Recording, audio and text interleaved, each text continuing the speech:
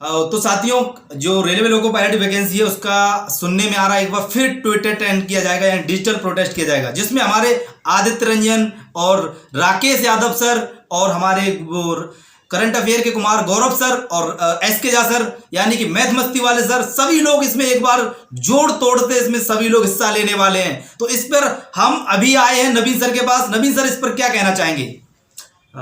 हम तमाम जितने भी शिक्षक इसमें पार्टिसिपेट कर रहे हैं या पिछली बार किए भी हैं, उनको हम दिल से बधाई देना चाहते हैं और उम्मीद करते हैं कि इस बार जो प्लान किया जा रहा है ट्विटर कैंपेन का, और भी अधिक शिक्षक इसमें जुड़ करके, अभिनय सर भी इसमें भाग लिए थे, सनोज सर उमंग स्टडी, बिल्कुल सर, हाँ उमंग स्टडी वाले सर, एमजी मनीष और कई सारे टीचर हैं, एमडी क्लासेस सत्यम, हाँ सर, तो कई सारे ऐसे टीचर्स हैं। तो इस वीडियो के माध्यम से क्या कहना चाहोगे सर? हम यही कहना चाहेंगे कि और भी मजबूती से सारे स्टूडेंट को, सारे टीचर एकजुट करने का प्रयास करेंगे और सारे स्टूडेंट भी एकजुट होकर के और ज़्यादा मेहनत करके, इस बार टारगेट रहेगा, इस पिछले बार 2 मिलियन से ज़्यादा ट्वीट हुआ, तो इस बार कम से कम 8 से 10 मिलियन तक पहुँचे, जिससे कि आपकी आवाज़ और बुलंद हो पाए और संबंधित विभाग तक पहुँच पाए, जिससे कि वैकेंसियाँ जो फरवरी में संभावित है, जनवरी में संभावित है, आपको 15 दिसंबर तक देखने को मिल जाए। टारगेट अपना वही रहेगा।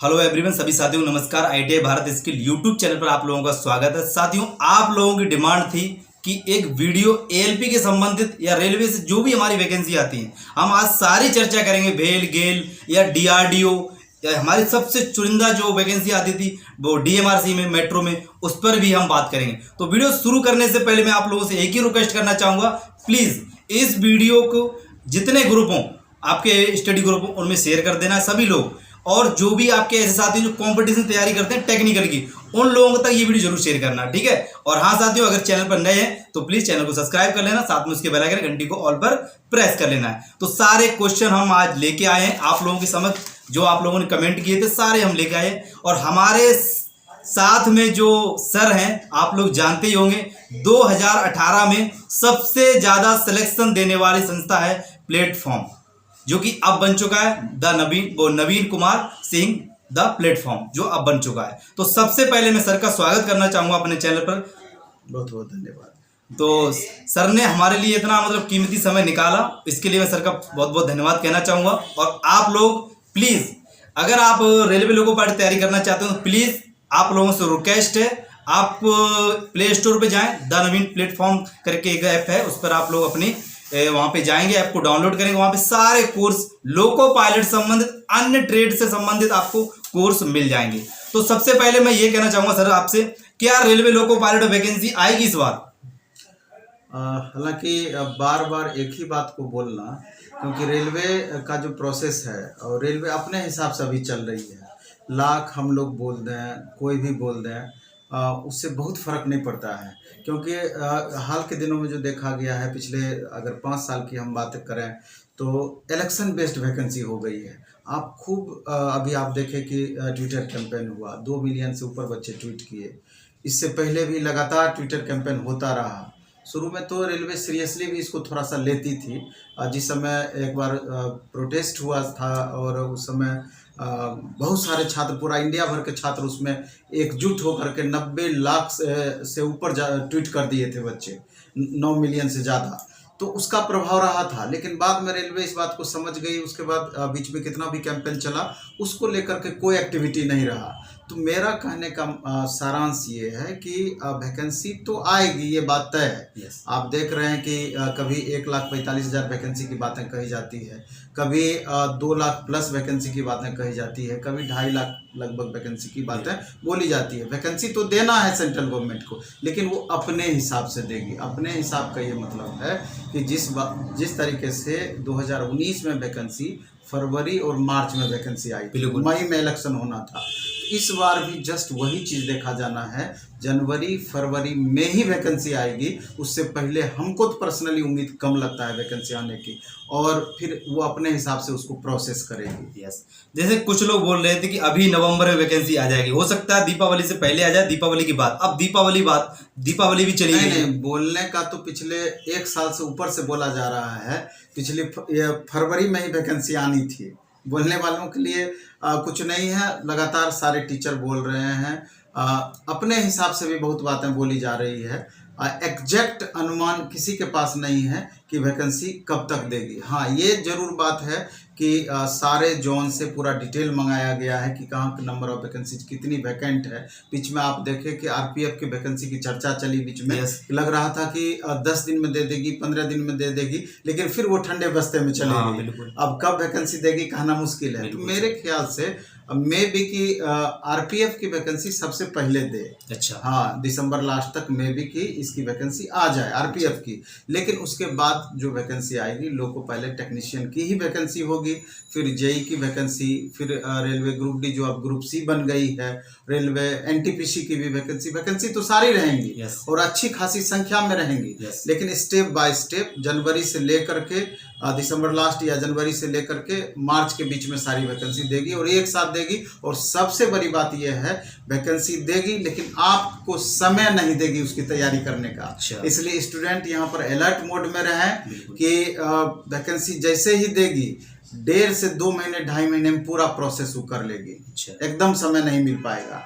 इसलिए अभी से आपको तैयारी में लगना चाहिए। बोलने वाले तो बहुत सारी बातें बोलेंगे, लेकिन अगर आपको चाहिए कि हमको रिजल्ट लेना है तो बहुत बातों को अनसुना करते हुए जो पहला प्रायोरिटी आपका होना चाहिए अपना बेस्ट देने का, क्योंकि कंपटीशन कितना ज़्यादा बढ़ा हुआ है। 35,200 वैकेंसी रेलवे एनटीपीसी की आई थी और 1.25 करोड़ बच्चे फॉर्म भरे थे। रेलवे ग्रुप डी की वैकेंसी 1,03,000 करीब आई थी और उसमें 1,15,00,000 बच्चे फॉर्म भरे थे। तो जब भी लोको पायलट टेक्नीशियन की वैकेंसी आएगी तो मोर देन 50 लाख से स्टूडेंट जरूर फॉर्म भरेंगे। उससे ज़्यादा, उससे कम नहीं होगा। तो आप समझ सकते हैं कि कंपटीशन लेवल क्या रहना है। चूंकि इसमें बीटेक वाले भी होंगे, डिप्लोमा वाले भी होंगे, आईटीआई वाले भी होंगे, इसलिए भीड़ अच्छी खासी रहनी है। सर, जो अभी दीपावली से पहले ट्विटर आंदोलन किया था, जैसे हमारे जो राकेश यादव सर हैं, एसएससी के टीचर थे, वो भी रेलवे में आए, उन्होंने अपना साथ दिया। और जो हमारे कुमार सर गौरव, जो कि भारत की सबसे करंट अफेयर में सबसे ज्यादा लोग बच्चे या स्टूडेंट वगैरह उनको चाहते हैं, तो ये अभी जो ट्विटर ट्रेंड हुआ, सरकार ने एक मतलब ट्वीट तक नहीं किया, इस पर आप क्या कहना चाहेंगे? नहीं, यहाँ पर तो गवर्नमेंट को एक्टिव होना चाहिए था।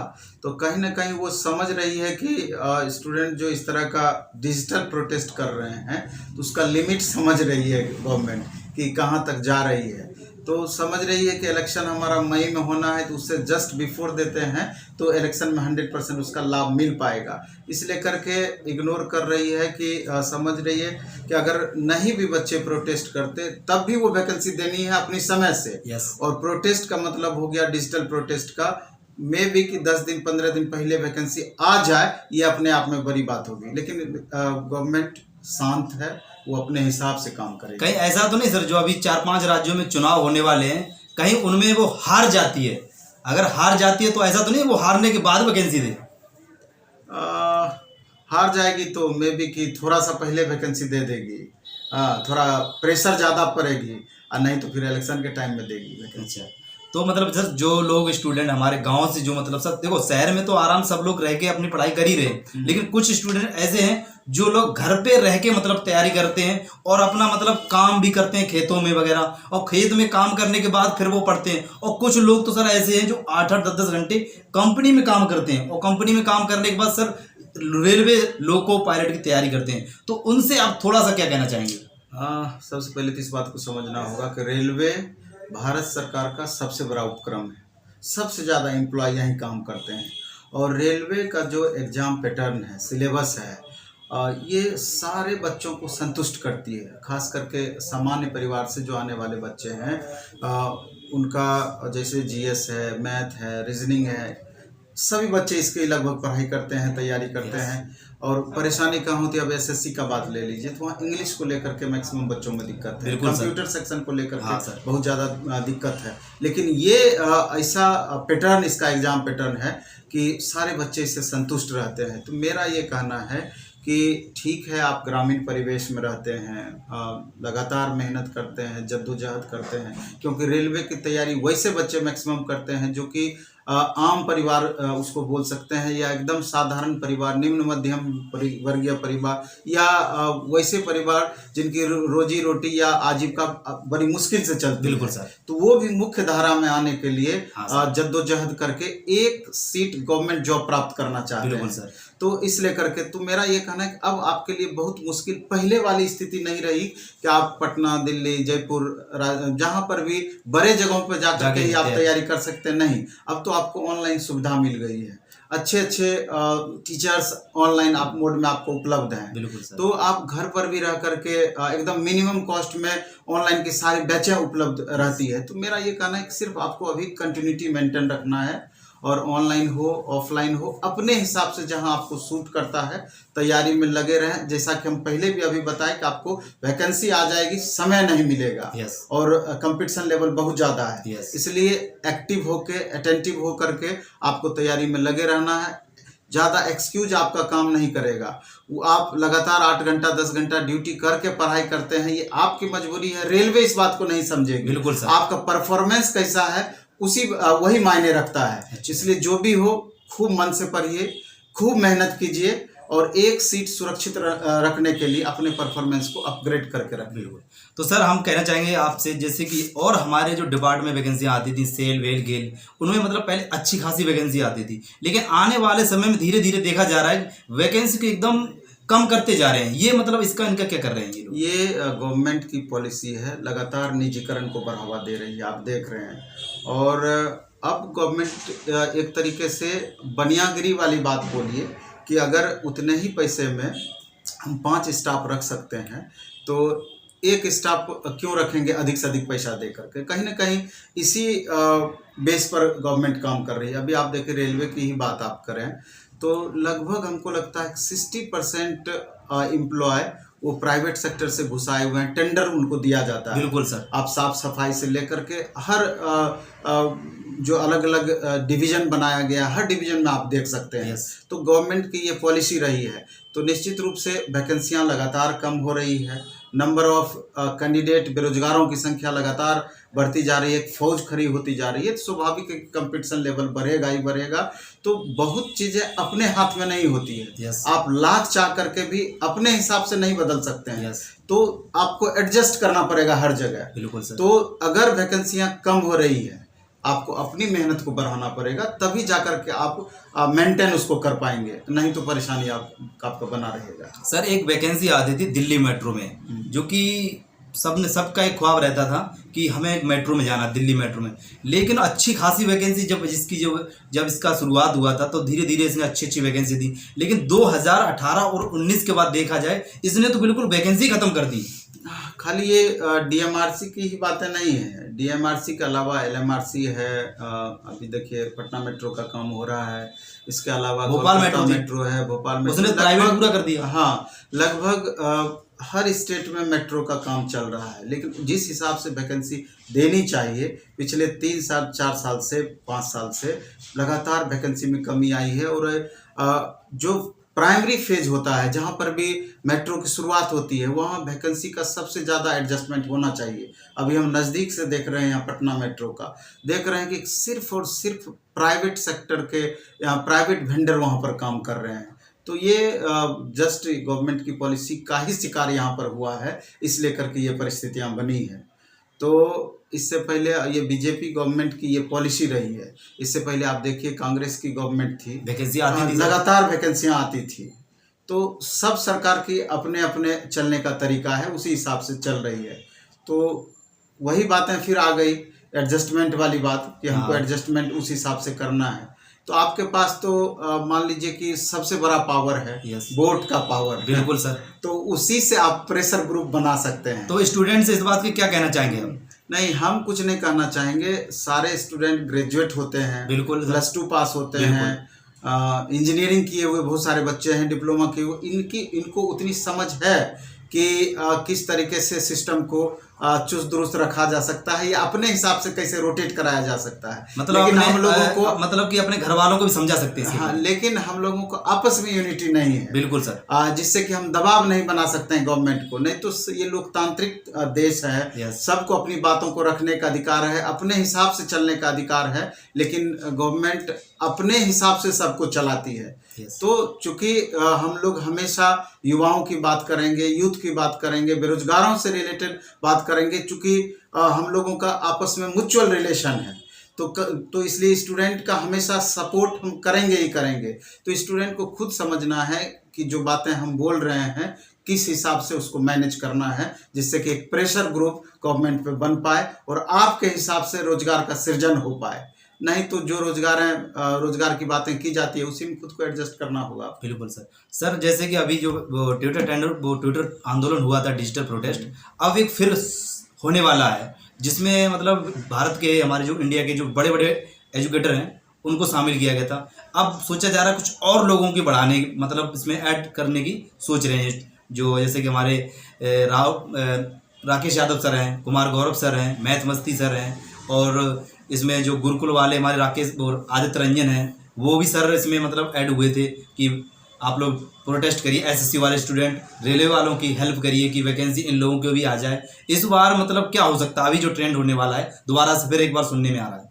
नहीं, सबसे बड़ी बात यह है कि ठीक है, बड़े बड़े टीचर इसमें आ रहे हैं, लेकिन मिक्स करके आपको चलना होगा। जितना बड़े टीचर का महत्व है उतना ही महत्व छोटे टीचरों का भी है, कि जो कि नीचे के लेवल से पढ़ाते हैं, एकदम बेस से पढ़ाते हैं, जिनके पास नंबर ऑफ स्टूडेंट कम है लेकिन इनकी संख्या बहुत अधिक है। Yes. तो हमको लगता है कि प्रॉपर वे में अगर आपस में ट्यूनिंग सही हो तो ये बृहद रूप में ये देखने को मिल सकता है। और सबसे बड़ी बात हम छात्रों को कहना चाहते हैं कि आप कमेंट करने में आगे रहते हैं। बिल्कुल सर। यूट्यूब पर तरह तरह के कमेंट करेंगे, लेकिन एक दिन जिस दिन फिक्स किया जाता है, अगर उस दिन भी 1.25 करोड़ बच्चे फॉर्म भरते हैं, बिल्कुल सर, लेकिन एक बच्चे कई बार ट्वीट करते हैं, तब जाकर के 2 मिलियन मुश्किल से पहुंचता है। बिल्कुल सर। ऐसा क्यों? आपकी लड़ाई है, आपको आगे रहना होगा। बिल्कुल सर। और हम लोग सिर्फ आपको गाइड कर सकते हैं, रास्ता दिखा सकते हैं, चलना आप ही को होगा, संख्या बल आप ही बढ़ा सकते हैं। इसलिए छात्रों को अगर सही में मायने में लगता है कि हमको रोजगार की आवश्यकता है या वैकेंसी की जरूरत है, तो यूनाइट होकर के एक साथ कलेक्टिव रूप में आगे आना पड़ेगा। नहीं तो आपकी बात को ऐसे ही गवर्नमेंट के द्वारा इग्नोर किया जाएगा। बिल्कुल सर।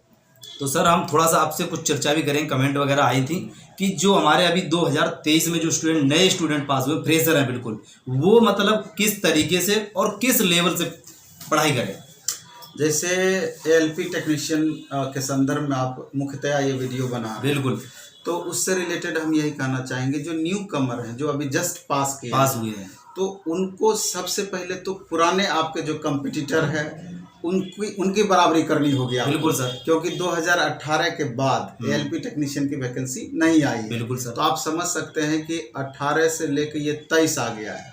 तो 18 से पहले के जो छात्र रहे हैं और इस बीच में जो लगातार 4 साल 5 साल से तैयारी करते आ रहे हैं और आप नए हैं, तो स्वाभाविक है कि जो 3 साल 4 साल से तैयारी करते हैं उनका ऑलरेडी लेवल यहाँ तक पहुँच गया है और आपका लेवल ये है। तो जब तक अपने लेवल को इसके समकक्ष नहीं करेंगे तो कैसे रिजल्ट की आप आशा कर सकते हैं। इसलिए मेरा कहना ये है कि सिलेबस के अकॉर्डिंग, पैटर्न के अकॉर्डिंग आपको सेलेक्टिव होना पड़ेगा। सेलेक्टिव का मतलब ये हुआ मैथ है, रीजनिंग है, साइंस है। यस।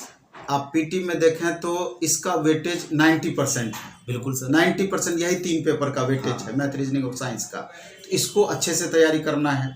और अगर CBT 2 की बात करें, चूंकि इसमें क्या होता है कि मैक्सिमम संख्या में रिजल्ट आती है, 20 गुना रिजल्ट दिया जाएगा, तो पीटी होना बड़ी बात नहीं है। लेकिन सबसे बड़ी बात है कि हमारी फाइनल सिलेक्शन हमारा कैसे हो, ये ज़्यादा महत्वपूर्ण है। तो फाइनल सिलेक्शन के लिए आपको CBT 2 पर ज़्यादा फोकस करके शुरू से चलना होगा। और CBT 2 में ये तीनों तो रहेगा ही रहेगा सब्जेक्ट। इसके अलावा आपका बढ़ जाएगा बेसिक साइंस, इंजीनियरिंग, ड्राइंग और ट्रेड सेक्शन। ये 5 सेक्शन का अच्छे से आप तैयारी कर लेते हैं तो CBT 1 और CBT 2 दोनों का तैयारी आपका एक साथ हो जाएगा।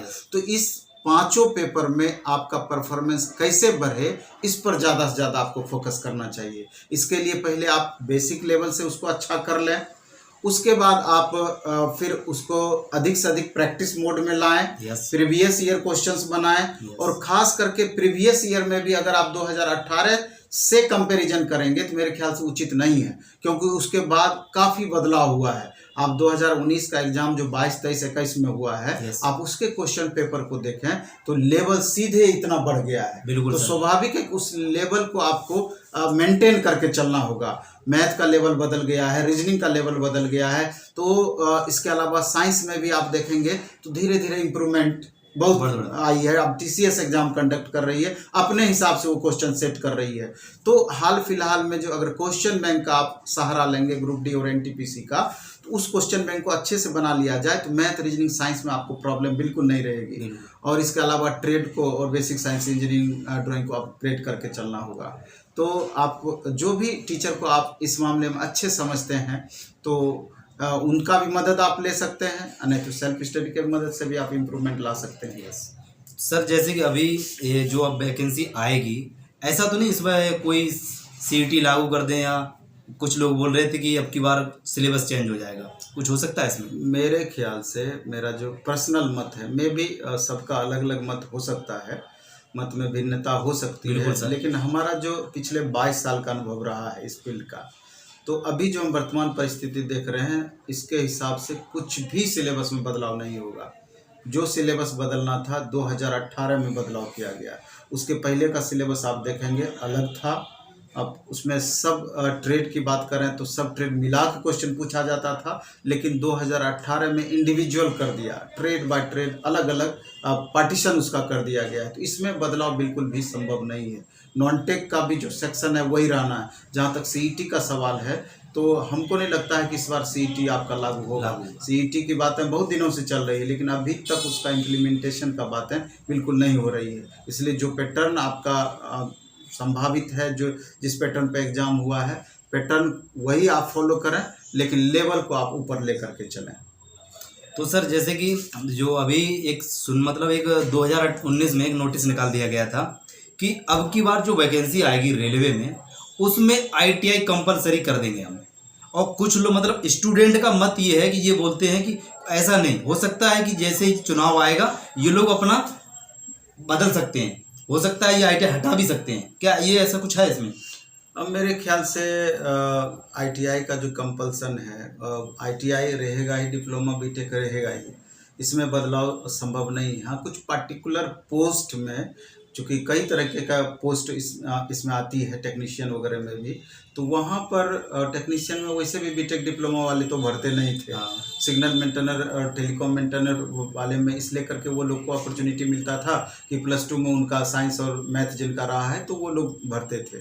तो वैसे भी एएलपी तक डिप्लोमा या बीटेक वाले सीमित रहते हैं, लेकिन आईटीआई वाले एएलपी टेक्नीशियन 100% फाइट करते थे। इसमें कोई बदलाव संभव नहीं है। ग्रुप डी में बोल रहे थे ना कि आईटीआई कंपलसरी। ग्रुप डी में इस बार 100% वो कंपल्सन है कि ग्रुप डी में सिर्फ और सिर्फ आईटीआई वाले ही फॉर्म भर सकते हैं, डिप्लोमा या बीटेक वाले को वहाँ पर अलाउ नहीं होगा। तो सर इससे कंपटीशन में और कट ऑफ में भी थोड़ा वो कम होगा ना फिर? निश्चित रूप से यहाँ पर उससे प्रभावित होगा, चूँकि स्टूडेंट सेलेक्टिव रह जाएंगे। जितनी संख्या रहती थी उससे हमको लगता है 50% पे आ जाएगी नंबर ऑफ स्टूडेंट का।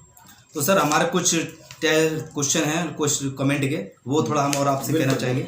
जैसे कि जब हम एक फॉर्म भरते हैं तो हमें ये देखना है कि ट्रेड हम कौन सी, मतलब कि एएलपी भरें या फिर टेक्नीशियन भरें, या एएलपी वाले कौन लोग भर सकते हैं और टेक्नीशियन वाले कौन लोग भर सकते हैं। क्या बंदा जिसकी जो 6/6 होती है वो टेक्नीशियन भी चॉइस कर ले और लोको पायलट भी, यानी कि सबसे पहले वो लोको पायलट डाले, उसके बाद टेक्नीशियन डाले जिसकी आंखें 6/6 है, और जिसकी आंखें 6/6 नहीं है, क्या वो लोग लोको पायलट फॉर्म भरेंगे? 2 बातें इसमें हैं, क्योंकि सबसे अच्छा विजन एएलपी के लिए चाहिए 6/6 होना चाहिए। बिल्कुल सर। पहले तो ये समझना है कि अगर हमारा 6/6 विजन है यस, तो ही हम एएलपी का भर सकते हैं, नहीं तो आपको फिर टेक्नीशियन में बहुत सारे ऐसे पोस्ट हैं कि जहाँ पर विजन अगर आपका कम भी है तो काम चलेगा। तो वैसी परिस्थिति में आपको टेक्नीशियन को प्रायोरिटी में आगे रखना होगा। अब बहुत सारे बच्चे ये प्रश्न पूछते हैं कि एएलपी अच्छा है अथवा टेक्नीशियन अच्छा है। ये मैक्सिमम का सवाल होता है।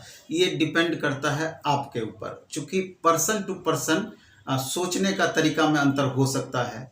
वर्क के नेचर में अंतर हो सकता है, नेचर के हिसाब से खुद को एडजस्ट करने में अंतर हो सकता है, उस हिसाब से प्रायोरिटी सेट होगा।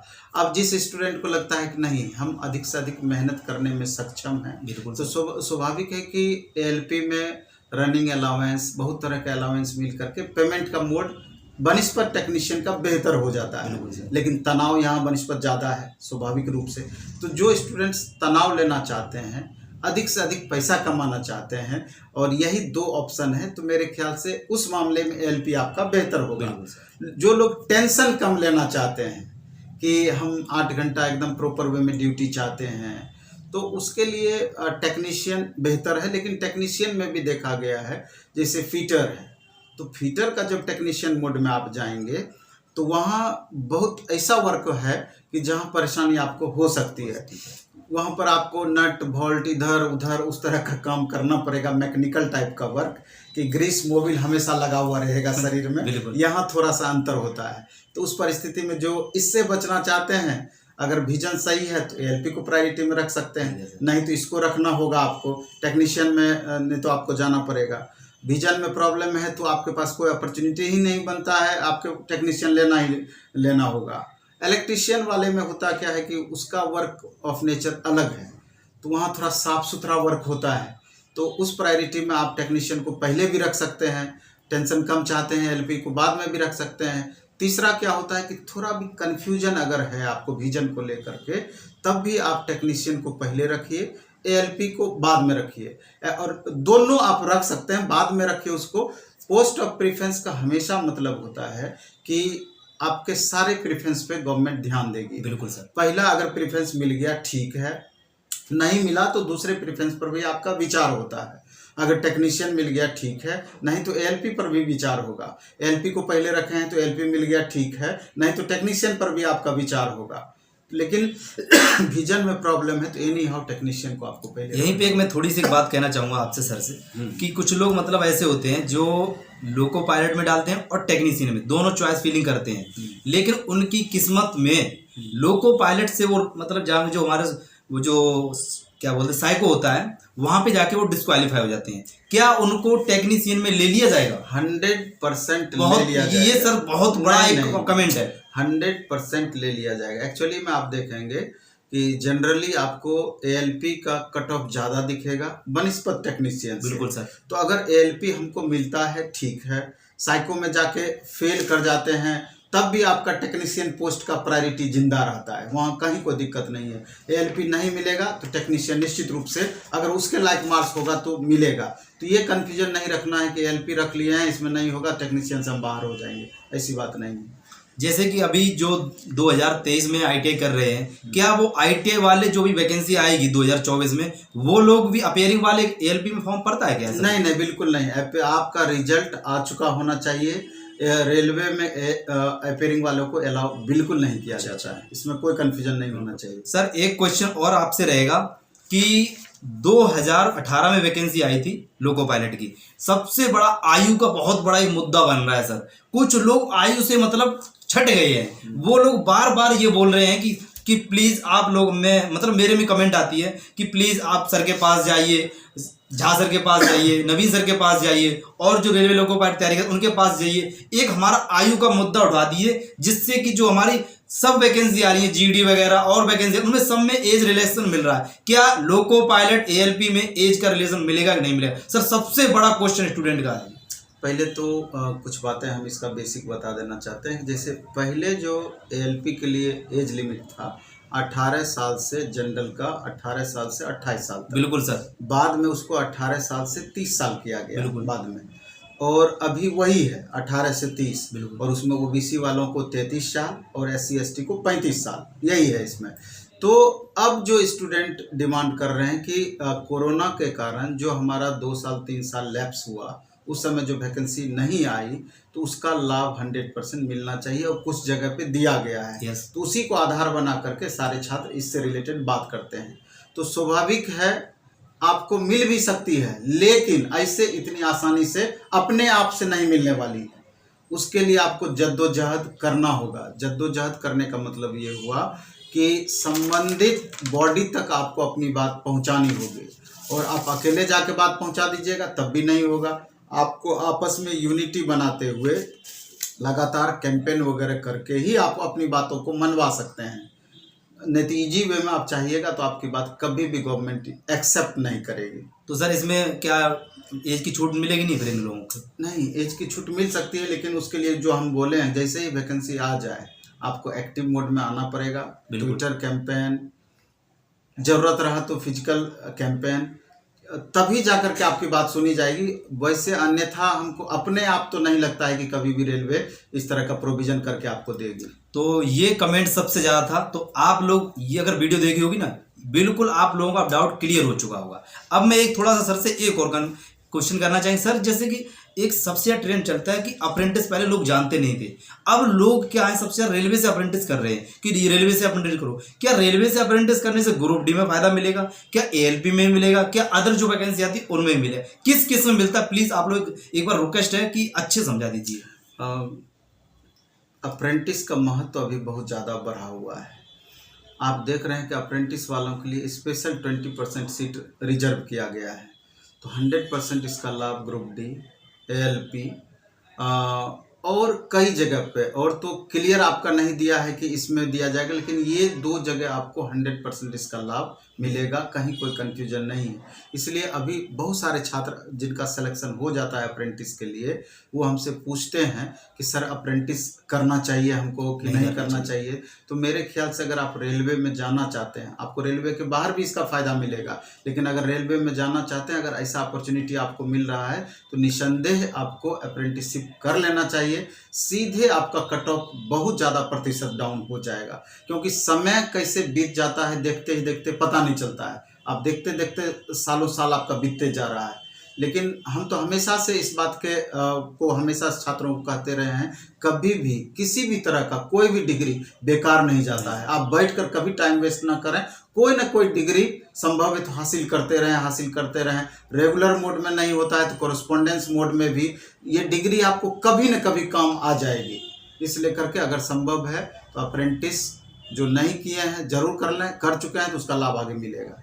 तो एएलपी के लिए शैक्षणिक योग्यता क्या क्या होती है, एक बार बस ये और बता दें। एएलपी के लिए मिनिमम वही है कि जैसे 10th है, साथ में ITI आपका होना चाहिए, साथ में अगर आप डिप्लोमा किए हैं, डिप्लोमा में भी सिविल छोड़ करके इधर आपका इलेक्ट्रिकल है, इलेक्ट्रॉनिक्स है, मैकेनिकल है, ऑटोमोबाइल है। आपको मालूम ही है कई सारे उसमें अलग अलग ट्रेड हैं जिनको कि एएलपी में मान्यता दिया गया है। सिविल को लेकिन नहीं दिया गया है, उसमें कंप्यूटर वाले को नहीं दिया गया, IT वाले को नहीं दिया गया है, बाकी इधर लगभग है आपका। इसी तरीके से बीटेक वालों को फिर सिविल, IT, कंप्यूटर इसको छोड़ करके बाकी को एएलपी में अलाउ किया जाता है।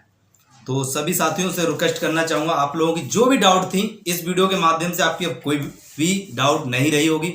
अगर फिर भी डाउट है तो आपके लिए हम एक बार फिर सर के पास आएंगे। जो भी आप कमेंट करेंगे सर के पास आएंगे और जो भी इसका समाधान होगा तो सर जरूर आपको वीडियो के माध्यम से जरूर देंगे। लास्ट में हम यही कहना चाहते हैं कि चूंकि हम डायरेक्ट बात करने में हमेशा विश्वास रखते हैं, जो भी होता है थोड़ा खरा बोलने में विश्वास रखते हैं। बहुत को थोड़ा तकलीफ भी कभी कभी हो जाती है। आप देखे होंगे कि स्टूडेंट का जो 2021-22 में जो प्रोटेस्ट हुआ था जनवरी में, तो उस समय भी 3 केस मेरे ऊपर चल रहा है। बिल्कुल सर, स्टूडेंट के हित के में ही आवाज़ उठाने के कारण ये चीज़ था। तो इसलिए इस बात को समझना है, अभी भी कई सारी बातें हम ऐसा बोले हैं, मे भी कि किसी को दिक्कत हो, लेकिन इसको अन्यथा नहीं लेना है। जब भी हम बात करते हैं छात्र हित में बात करते हैं और छात्रों के लिए जो बेहतर होगा हमेशा से करते रहे हैं और आगे भी करते रहेंगे, कहीं कोई डाउट नहीं। तो इसी के साथ हम वीडियो करेंगे दी एंड। और अगर आपकी फिर भी कोई डाउट है, क्यूरी है, आप लोग कमेंट करके बता सकते हो। और हाँ साथियों, अगर आप रेलवे लोको पायलट की तैयारी करना चाहते हो तो आप लोग प्ले स्टोर पर डाउनलोड कर सकते हैं प्लेटफॉर्म बाय नवीन कुमार सिंह। हमारा ऐप है प्लेटफॉर्म बाय नवीन कुमार सिंह। उस पर टेस्ट आपको एएलपी टेक्नीशियन का या अन्य पोस्ट के लिए स्पेशल रेलवे का या अन्य दूसरा भी टेस्ट देना चाहें या बैच है तो टेस्ट के लिए अलग से हमारा एक ऐप है platform online test. Offline mode में, ऑफलाइन मोड तो है ही, ऑनलाइन मोड में भी प्लेटफॉर्म ऑनलाइन टेस्ट, सिर्फ उस पर टेस्ट होती है और प्लेटफॉर्म बाय नवीन कुमार सिंह, उस पर आपको क्लासेस मिलेंगी। तो सर मैं एक बात एक स्टूडेंट के लिए कहना चाहूँगा कि जो एएलपी में जो बुकें आती हैं, जो भी बुकें होती हैं, मैथ, रीजनिंग, साइंस, जो भी सारी बुकें, एक बार मैं सोचता हूँ कि आप कुछ बुक वगैरह बता सकते हैं या हमें दे सकते हैं, जिससे हम अनबॉक्सिंग करके बच्चों को बता सकें कि ये बुकें हैं, इनसे आप पढ़ के भी आप सेल्फ स्टडी कर सकते हो। हमारी बुक रुक्मिणी पब्लिकेशन के नाम से आती है, प्लेटफॉर्म की बुक। तो एक बार जितनी भी हमारे टेक्निकल बुक हमारी आती है, जो कि एलपी के लिए उपयोगी आपकी होगी, हम सारा सीरीज इनको हम दे देंगे। आप स्पेशल वीडियो एक बुक से रिलेटेड आप बना सकते हैं। इसके लिए मैं सर का बहुत बहुत धन्यवाद कहना चाहूँगा। जो बुकें अगर भेजेंगे तो मैं आप लोगों को एकदम पूरा और अनबॉक्सिंग करेंगे, जो भी होगा उसका कंटेंट वगैरह वो आप तक जरूर पहुँचाएंगे। तो इसी के साथ हम वीडियो करेंगे the end. Thank you for watching. जय हिंद, जय भारत। मिलते हैं नेक्स्ट वीडियो में।